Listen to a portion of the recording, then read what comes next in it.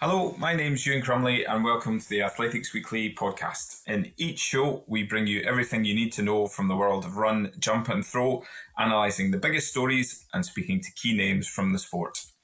There's only one place to start for this episode. The World Athletics Championships in Tokyo are just a few days away, and we at AW are packing our bags as we prepare to fly out for what promises to be another brilliant championships. The 116-page Tokyo preview issue of AW is out now as well and is packed with everything you need to know about this global showpiece, from the potential medal contenders through to the view from Japan and interviews with some of the biggest athletes. Later in this episode, we'll hear from reigning men's 1500 metre champion Josh Kerr. But first, let's set the scene for what lies ahead. And to do that, I'm joined by AW Managing Director and Olympic medalist Wendy, as well as AW Head of Digital, Jason Henderson. Welcome to you both. Hello, Ian. Hello. So let's set the scene. It feels like this championships has been a long time coming. It feels like the start of the outdoor season is in the dim and distant past. How are you both sort of looking forward to it? Are the excitement starting to build a bit? It's funny, isn't it? I was just thinking back, I ran in the very first of these championships back in 1983. And I think everybody looked forward to it because it was purely track and field on a global scale. And since then, the championships have gone from every 4 years to every 2. And I think the whole track and field community looks forward to it because the spotlight is on athletics and only athletics. There aren't loads of other sports going on in the background as there are at the Olympics. But I think as time's moved on and as athletics has evolved, so the governing body of the sport, World Athletics, have chosen to make it the end of the season for the World Championships so that it's the kind of focus once everybody's done doing everything else. And it's going to be very, very interesting to see how athletes perform in these next couple of weeks. Some have shown us their form early in the season, maybe had a couple of problems, disappeared off and are re-emerging again. Others, like Jakob Ingebrigtsen, haven't shown us anything at all yet because sadly he's been injured, and Keith Hodgkinson, our own home favourite, has only had a couple of races. So I think there's lots of intrigue. I think there's intrigue around the fact that it's track and field focused, which is fabulous. There's intrigue around the fact that it's at the end of a very long year, which included indoor championships as well. And it's intriguing because some of the biggest stars of the sport have actually encountered a few issues during the build up to these championships. So there's an awful lot to look forward to, I think. Yeah, and Jason, Wendy makes an interesting point there, in that the last time these championships were in Tokyo in 1991, they were still every 4 years, but it was after 91 that the world champs became every 2 years, which athletes were really opposed to at the time. We've seen old issues of AW as well, which are full of athlete comment about how it's going to devalue championships and all that sort of thing. But they now feel like they're a crucial part of the calendar, given that the sport needs to keep itself in the spotlight. I mean, how do you view the development of these championships down the years? Well, I mean, going back to the start of the championships in '83, I mean, where Wendy was competing there, she was a medal contender at those championships in 2 events. I was a teenage athletics fan at the time, lapping it up. And the first championships, as Wendy will really remember, was a massive success. I mean, it was the first one. Nobody quite knew how it was going to go, but it was just great. On virtually every event was just superb.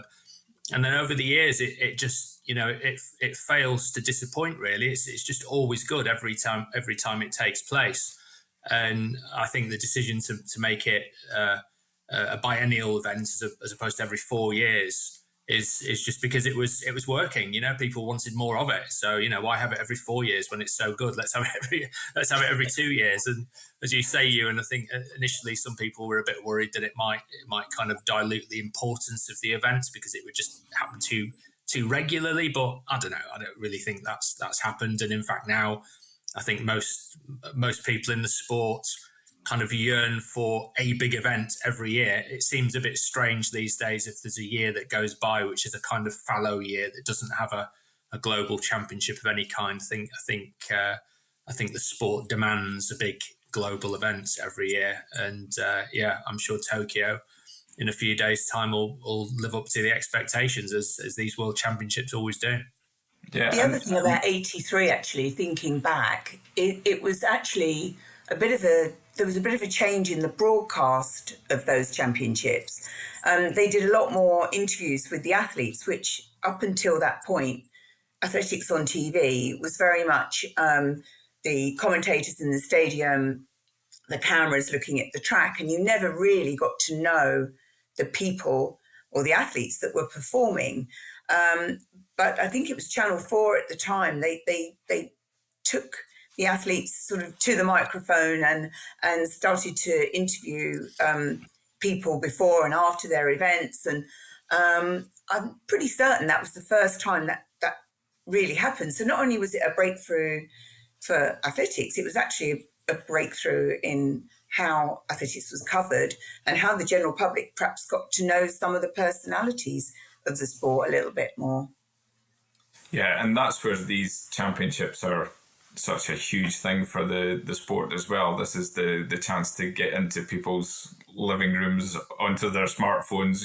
This is the amount of coverage that's going to be generated over the coming days will be massive. And as Jason mentioned, Wendy, since COVID, obviously we've had that global championships every single year since the Tokyo Olympics was rescheduled to 2021. So we're getting used to these global championships coming thick and fast, but it's obviously great to see Tokyo getting its chance again after those Olympics, which I think everyone has agreed was a very strange sort of experience, despite how brilliant some of the athletics was. I know, it's interesting, isn't it, that you look back to that and it feels such a long time ago. I think because we've made up as a sport, we've made up for lost time.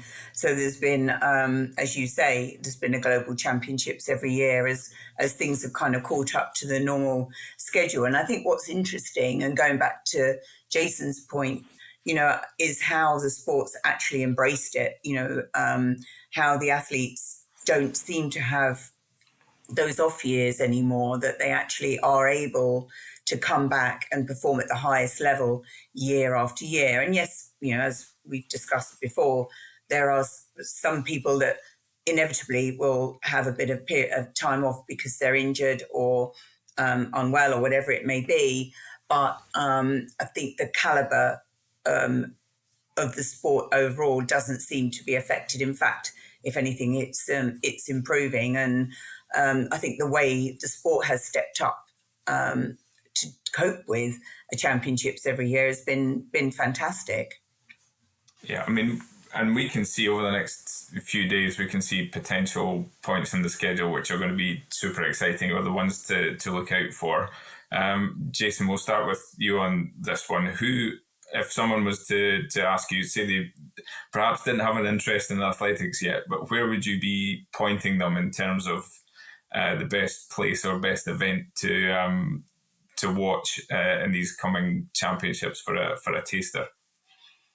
Well, one of my kids actually is about to go on a holiday through Europe, and she's a bit worried about how she'll be able to watch it and when and where and all that stuff, because she's moving from one country to the other. And I guess if I was giving her advice, I would instinctively say the women's 800 meters, Keely Hodgkinson, Georgia Hunter-Bell. I mean, that's an obvious one to go to, especially if you're British.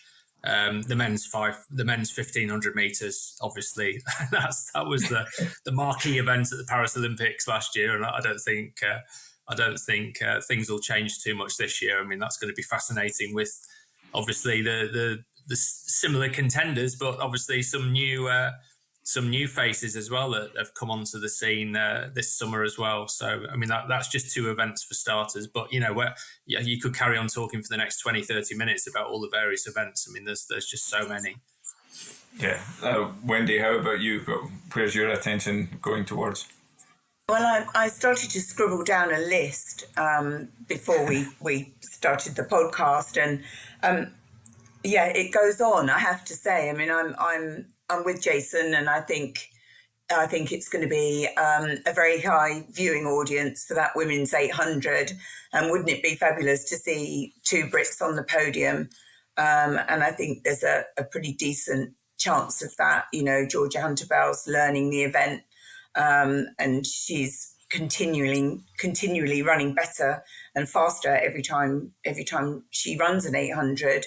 And Keely, of course, has come back from injury in style, but that will be, I think, probably the biggest one to watch. But as Jason says, you know, the men's 1500, you've got Niels Larosse that is top of his form, and Jared Legoose not making the American team. I mean, it's, you know, as I was saying earlier, there's so much intrigue.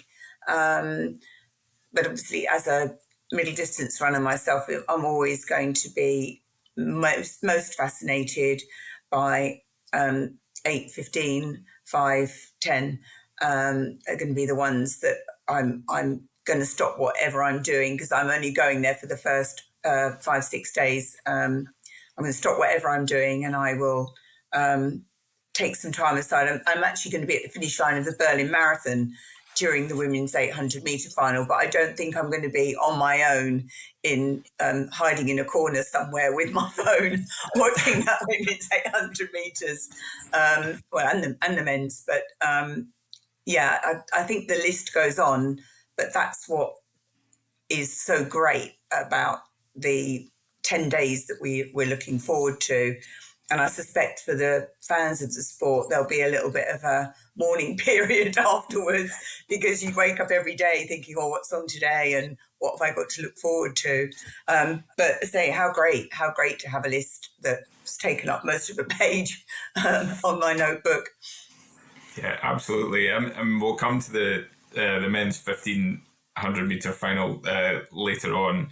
But while you've brought it up, let's have a chat about what Keely's been able to do in this comeback. Jason, she's only raced twice this year, but both times have been emphatic sort of messages of intent. One in sort of being blisteringly fast in the sunshine in Silesia, and then a very, very soggy 800 that was still very, very, very rapid in the Diamond League. Yeah, what have you made of her comeback? Well, obviously very impressive to come back from injuries and a long period of inactivity when it comes to racing to come into the summer season like that with a real bang. I mean, it's been very impressive. I mean, her rivals in Tokyo, though, I mean, they kind of know what's coming. They know what she's going to do. I mean, I think her tactics are fairly obvious now. You know, she might not go to the front straight away, but at some stage she'll edge to the front, and then she'll just keep that tempo really high. You know, coming around that final bend, just keep accelerating, and then into the home straight, surge even more, but probably from the front. I think she's made those tactics quite clear. It's the way that she's running the Diamond League meetings this summer. It's the way that she's running in most of her better races. But can the other runners stay with her? That's the thing. I mean, she's going at this 154 tempo now, and of course the big question is whether she can get close to this very long-standing world record of 153.28, I think, from memory. You know, she's only got another second or so before she gets close to that. Will she do it in a championship? I don't know, but I mean, you can guarantee it'll probably be quite a fast, hard race, and she'll be challenging all of her rivals, including a training partner, Georgia, to try and keep up. Yeah, and I was speaking for the edition of the magazine that's of the AW magazine that's out now. I was speaking to Trevor Painter, who's the coach of both Keely Hodgkinson and Georgia Hunter-Bell, and he was saying he expects Keely to be in kind of 153 shape, but whether or not she's able to do 153 completely by herself with no pacemakers, he said, is a very, very different thing. But Wendy, you also made a really interesting point about the differences between Keely and Georgia as athletes, in that Keely's much more of a power-based runner, whereas Georgia's much more of a sort of a floaty kind of athlete who will float her way around, but she also finishes very, very strongly, and that she's still learning the event to a degree. I mean, it's easy to forget, she hasn't been back in the sport for very long since she took that break from it. Yeah, and I think at times she's come off the track a little bit frustrated because she's got into the wrong place at the wrong time, or gone through 400 a little bit too quickly for her ability, because she is very much more an 8:15 runner, whereas Keely, as you say, is more of a 4:8 runner, and can therefore tolerate going through 400 a little bit quicker than, say, Georgia. But Georgia, as you say, has the strength of a slightly longer distance-based athlete to come through very well in that last 150. I think with her, it's going to be judging it to perfection, really. I think if she judges it to perfection, goes through at the right speed, and doesn't get herself in the wrong place with 150, 200 to go, then I think she can pull back some ground on Keely. And that's where I think she stands the best chance of getting a medal. But as you say, she's learning the event. The last race she ran was a personal best, so she's obviously learning it well.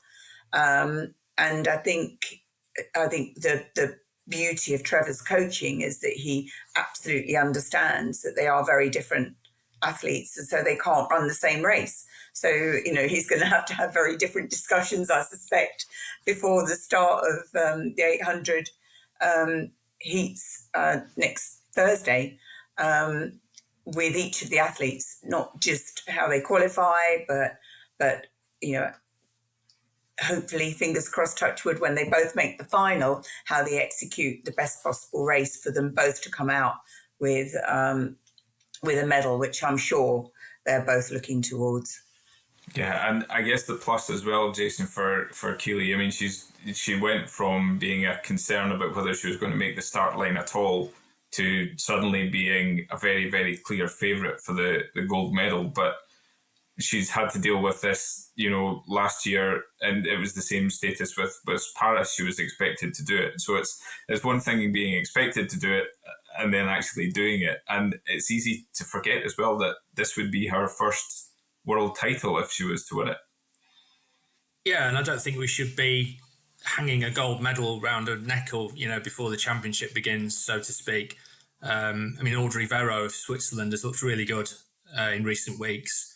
I know Keely's beaten her this summer, but Verreau has improved and run a PB since then and looks really strong. I think she's had quite a similar kind of career trajectory to Keely as well. She was very good in the sort of youth and junior age groups, and she looks the real deal. I think Keely should be quite worried about Verreau.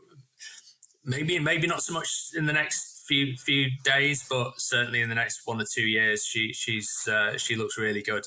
And there's going to be other good rivals as well. Daguma of Ethiopia, a few others as well. Obviously Georgia Hunter-Bell, who kind of sits back in these races, but then sort of comes through with a bit of a sort of withering sprint finish towards the end. She drifts through.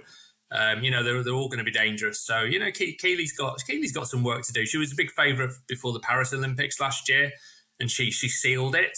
And I think it might be similar this time. She's the favourite, but she's got some work to do for sure. The other athletes won't just hand it to her. Yeah, and another potential sort of interesting theme to this coming championships, the potential emergence of a series of young athletes. A feature of this season has been this sort of emergence of a range of talent across different disciplines, from the excitement around Gout, who's the Australian sprinter that everybody can't wait to see live, through to athletes like Fanuel Koech, the Kenyan teenager who beat Josh Kerr at the London Diamond League. And Jason, you wrote a really good piece for athleticsweekly.com recently about sort of the nature of young teenage athletes, being able to negotiate what is a very tricky stage between that being the best junior and then joining the senior ranks. Yeah, well, we did an interview with Seb Coe as well just a few days ago, just before he headed out to Tokyo, and he was asked about Cooper Lutgenhouse, the American, the 16-year-old who ran 142 at the US Championships, and Seb said that one of the most worrying statistics that himself and his team often talk about are medalists from the World Under-20 Championships who more often than not, don't even make their national teams 2 or 3 years later. They get stuck in a rut. They get injured, they get ill. They lose form and whatever, various reasons. Some even give up entirely. And it is a big problem. It's always nice to see the real big teenage talents actually come through and start to do it at senior level. I mean, we're seeing this now with Innes Fitzgerald. She was a phenomenal teenage talent, 2-3 years ago, mouth-watering performances when she was 16, 17 years old. And now she's in the British team for the World Championships at 5,000 metres, and she's been running really well this summer.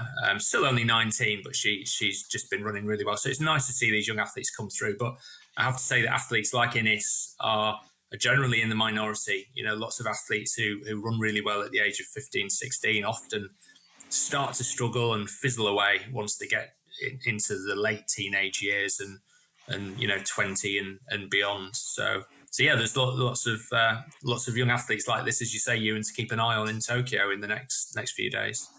Actually, Innes is quite an interesting one because I spoke to her coach Gavin Pavey after Brussels Diamond League, and everyone was thinking, well, why is Innes doing another 5,000 when she'd already competed in the junior championships not that long before? And he said, I just want her to get used to running at this level, and I think that's probably the biggest challenge is if you're someone like Innes and you're winning your own age group fairly easily, it's then acclimatizing yourself or customizing yourself to being in a race where you're not in front, where you're jostling with other people for position. You might be in a situation where a gap is created and you've got to try and close it, and I think just acclimatizing to a different type of racing when you're a very good junior is part of the battle. You've got kids like Gout who came around a few races early season and then went back to do his exams at school. And, that's a pretty tough juggling act to sort of finish school and then shoot up to the World Championships in Tokyo and run against the best sprinters in the world. So it's also managing the expectation of young people who've been so fabulously great at their event in their own age group, and getting them used to the fact that they aren't going to be able to control the race perhaps the way they used to, that they are going to have a different mindset going in. And so when Gav said that about Innes, it made total sense, really, because, the 5,000 metres that she's going to have to run next week is going to be very different to the ones that she's been running in her own age group. It's now time to hear from reigning men's 1500 metre champion Josh Kerr. I spoke to him last month about his final preparations for Tokyo and what goes into putting together a championships campaign. How are you? And how's sort of training and things going this final prep for Tokyo? Yeah, it's going very well, thank you. It's we're just less than a month out from the final of the World Championship, so a pretty tough training time, pretty tough training block. Just kind of doing the final touches, I would say, on the season. Coming into it, I think into this last camp of the year, I was very just ready to kind of dive into this. For me, last camp of the year is always pretty tough. I'm pretty strict on most things: sleep, nutrition, hydration, everything. So it's pretty hard from a training perspective, but I'm really enjoying it. I'm in an awesome spot, and absolutely no complaints over here. And just excited to go out and try and retain that world title. So. Yeah, and how do you reflect on your year so far? Because this has been obviously a very different sort of year for you, and you've raced way more already this year than you would normally. How do you sort of reflect on that? Yeah, I think it's a weird one, just because with all the Grand Slam races not having the times that I would normally kind of post up by this time of the year. It's interesting because you look at the fields I was able to beat over 1500, and you're like, wow, it's a really great effort, but there's not really that championship mentality from that side, and then it's also not the fast time, so it's just getting used to that, really. I'm happy with it. I had a pretty tough hip problem for like 3 months and through the indoor season, and we were able to navigate that well, and come out kind of fighting a little bit in the latter Grand Slams, and I was able to post out a solid enough time in London. So I think there's a lot of work left to be done in this season for me. A lot more to show. I think I'm going to be coming into this World Championships in the best shape of my life, and I want to be able to show that from an all-round perspective versus I'm just ready to do a Diamond League final kind of time trial. I think I'm ready to just win a championships, and that's a really fun time. Looking to the 1500 just more generally this year, it kind of almost feels like it couldn't be more different from this time last year. It's like everybody's sort of chucked everything up in the air. It's clearly an event that just doesn't stand still. Yeah.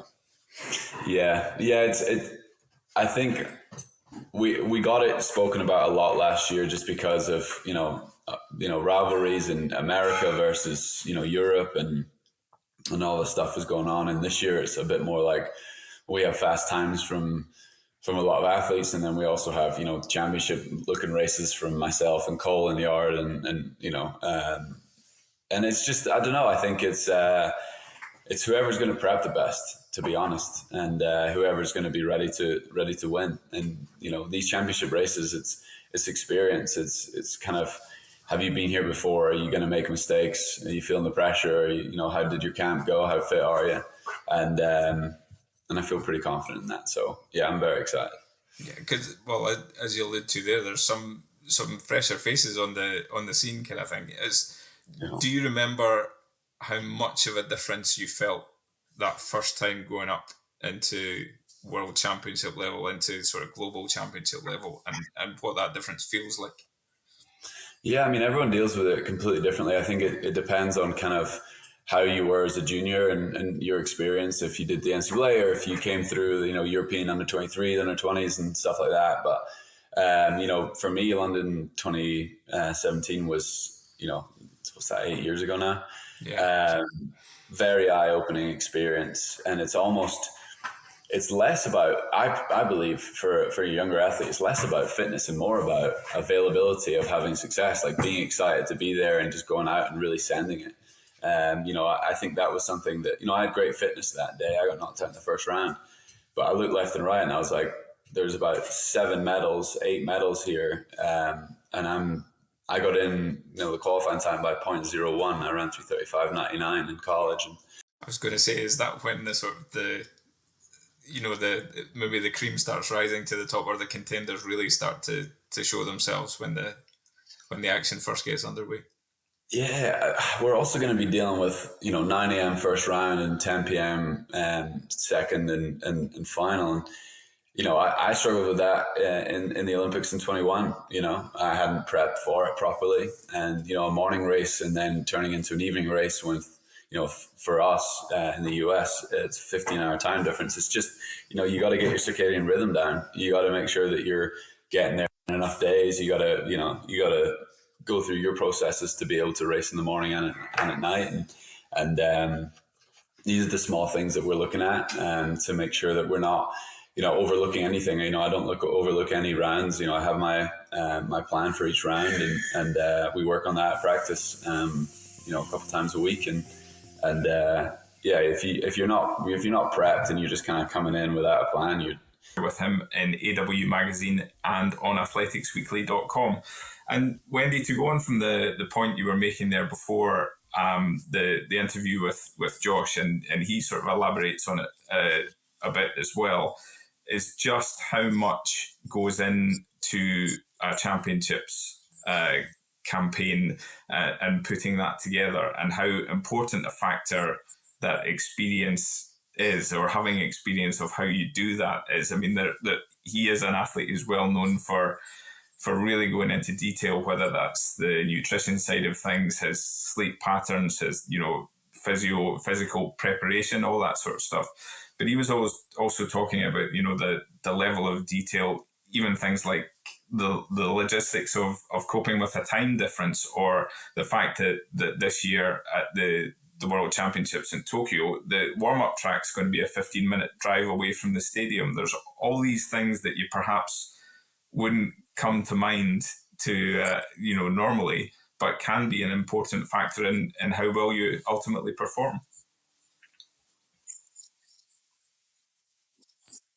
It's interesting, actually, because I was having a conversation this morning about absolutely that, and that was the bit about a championship that I used to love, was the build up, the thinking everything through, the making notes about where you needed to be, what bus you needed to get, when you needed to get from one place to another, call up time, all those details are the things that occupy your mind in the build up to a championship, linked obviously with your training and how you gradually wind down towards your heats. I remember in '84, not quite as far away as in Tokyo, but the warm-up track was quite a long way from the stadium. So you effectively had to do 2 warm-ups. And of course it was boiling hot in LA, as it will be in Tokyo. So not only did you have to do 2 warm-ups, but you also had to hydrate adequately, fuel adequately. So you're eating, you're warming up, everything just had to be differently timed to make sure that you didn't step on the start line absolutely exhausted and dehydrated, but you stepped on the start line adequately warmed up and ready to race, but knowing you had to get on a bus from the warm-up area to the stadium, which is what the athletes will have to do in Tokyo, although I think it's quite a long way actually in Tokyo. So the coping with that will be critical, not overdoing the warm-up. I think those, in a way, I think the personality of an athlete, a world-class athlete, I think fits all of that thinking through, because a lot of training, and even more so these days, as you say, is down to the smallest detail. Getting those last sessions right, making sure that you're in the best shape you possibly need to be or can be for the start of those first rounds. But then once you get to the rounds, you've got to make sure you qualify in the most efficient way possible too. So no one cares who wins the heat. So even though your psyche says, I want to win this because it's a race and that's what I'm supposed to do, if you only need to finish third, finish third. If you only need to finish fifth, finish fifth, because it doesn't matter. What matters is getting through the rounds and stepping onto the start line as a World Championship finalist, which every athlete, certainly in the British team, is going to be wanting to do, is to make that final lineup, whether it be track or field. So I think most of the athletes will enjoy that process, and also in a funny sort of a way, it gives you something to do, because I know there are lots more distractions now with social media and so on, but they're not necessarily positive ones. So, finding something that you can control, which is how you get yourself best prepared to be on be on the start line for a World Championship final. It all comes down to just trying to make life as easy as possible for yourself when you've got a difficult job to do, I guess. And Jason, Josh is obviously going to be a key figure again in the men's 1500. It's been a very, very different build up to this year's 1500 at the major championships, though, compared to last year. Obviously, the big feature of last year was the verbal sparring between him and Jakob Ingebrigtsen. But as we mentioned earlier, Jakob hasn't been able to race outside at all this year because of a recurrence of an Achilles problem. I was on a media call with him the other day where he was saying he's very much back in training, seeing progress every day, but he's in a race against the clock, as he put it, to be on the start line. So it'd be fascinating to see what kind of shape he's going to be in, if and when he gets there, because he's not going to turn up without thinking he has a chance. No, I think Jakob has turned into a bit of a YouTuber this year. He's been posting lots of YouTube videos of his training. And the latest one, I think, appeared in the last 24 hours or so. He posted a session of 20 times 400 meters in 64 seconds with I think it was a 40-second recovery. Not flat out, this was for him kind of cruising pace. And I think lots of fans, and I'm sure a few of his rivals, will be watching videos like that, trying to get a few clues as to how good he looks and what kind of shape he's in. He's coming into the championships cold. We've got no idea really how good or bad or average he's going to be. But I mean, he wouldn't compete surely unless he thinks he's got a really good chance of winning. But it certainly adds a different dynamic to that event coming into the championships. The fact that we've got a Jakob Ingebrigtsen who literally hasn't competed all summer, it's going to make it really interesting. Yeah, he's never short on confidence. But Wendy, how much of it is a factor that he hasn't raced at all? How difficult a trick is that going to be to pull off, given that he doesn't have, I guess, any sort of racing rhythm, or he hasn't been in the sort of the cut and thrust of competition since very early spring with the World Indoors? I guess the one thing you could say is, he's a very experienced competitor, and I'm sure within his training setup, he's been able to do time trials. Obviously, a lot of it on his own, but I'm sure he's got training partners that can drag him through a couple of laps on a time trial to give him an idea of where he's at. But I guess he's lucky in that he can use the rounds as stepping stones. I guess it's just, for us as spectators, it's just going to be interesting to see how he comes into these championships. As Jason alluded to, I think he's been relatively quiet compared to other years when he's been in good form and therefore almost has a platform from which to speak, whereas this year, obviously, he hasn't.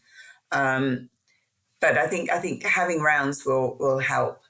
And he certainly won't be the first one that's gone into a championship with very little racing under their belt and used the rounds as sharpeners.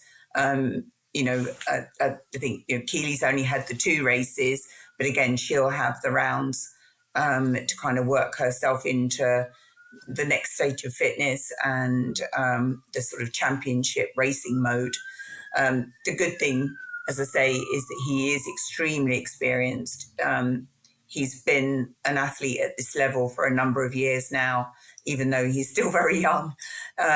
So hopefully the kind of memory bank of championship performances will come back and help him as he kind of progresses and the men's 1500, the whole of next week. Jason, I mean, they'll be featuring a number of familiar faces, but there'll be a few newer, fresher faces on the start line as well. Now, Niels Laros has been at a few championships in his very short career so far, but this time feels different. He's been very, very impressive this year and looks like he might well be the one to beat. Yeah, it's quite weird to think that, I think it was last November, I went to the Cardiff Cross Challenge meeting and Laros was there, and I can't remember where he finished. He was about 9th or 12th or something. He was well behind. Just wasn't really at the races that day. And yet now he's, I mean, a lot of people are calling him the favourite for the men's 1500 metres after his recent Diamond League performances, and quite rightly. I mean, he's running at 3:30 or sub 3:30 pace, and then able to unleash these really strong kick finishes in the last 150 metres. He does look the real deal. I think people will struggle to beat him in Tokyo. He does seem to be the favourite in my view. But as you suggest, Euan, that there are a lot of other contenders. You know, Josh Kerr is going to be really hard to beat. I mean, he knows how to peak for these championships. I love the fact that he buries himself away in what he calls these UFC style training camps, where he tightens up the diet, and you know, everything just gets a lot more serious during the final few weeks before the championship. So you know, he's going to be tough to beat.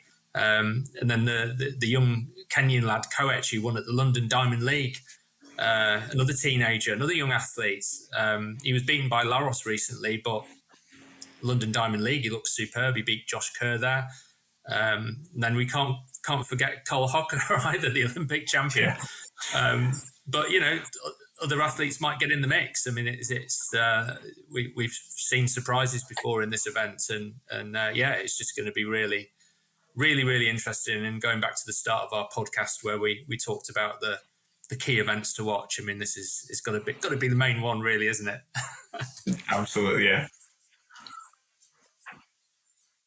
And there's also so much jostling in those races too. I mean, it puts you on the edge of your seat, doesn't it? Because you know, inevitably they tend to start off quite slowly, and there's a lot of pushing and shoving, and your heart's in your mouth a lot of the time because you think, oh no, please, someone don't fall over and ruin it, you know.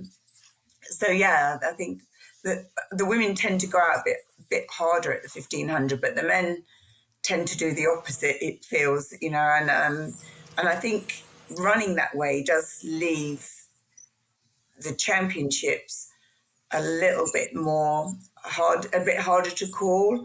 You know, if you were looking at a Diamond League with a pacemaker, then it's more of in some ways a true run race, in that, you know, they're having to run hard and fast because the pacemaker's taking them out that way. But in a championship, it can quite often come down to the last 200 metres and who's in the right place at the right time and feeling the best. So I think of all the events, probably the men's 1500, as the Olympics last year proved, you know, it's just a hard one to call, especially when there are a few athletes that have come through this year, like Laros,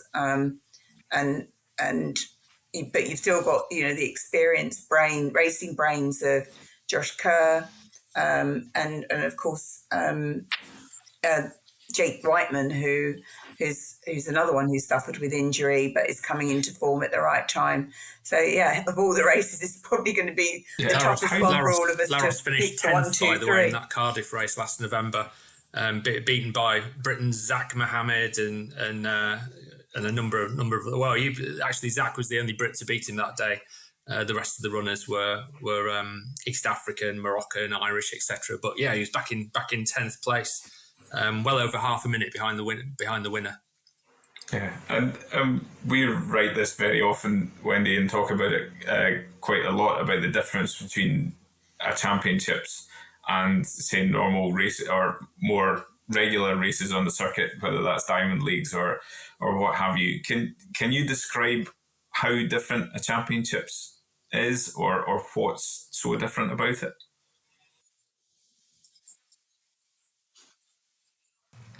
Certainly mindset as an athlete, and I think not just the mindset of a championships. I felt back when I was running, certainly, that my brain was in a different place for a championship.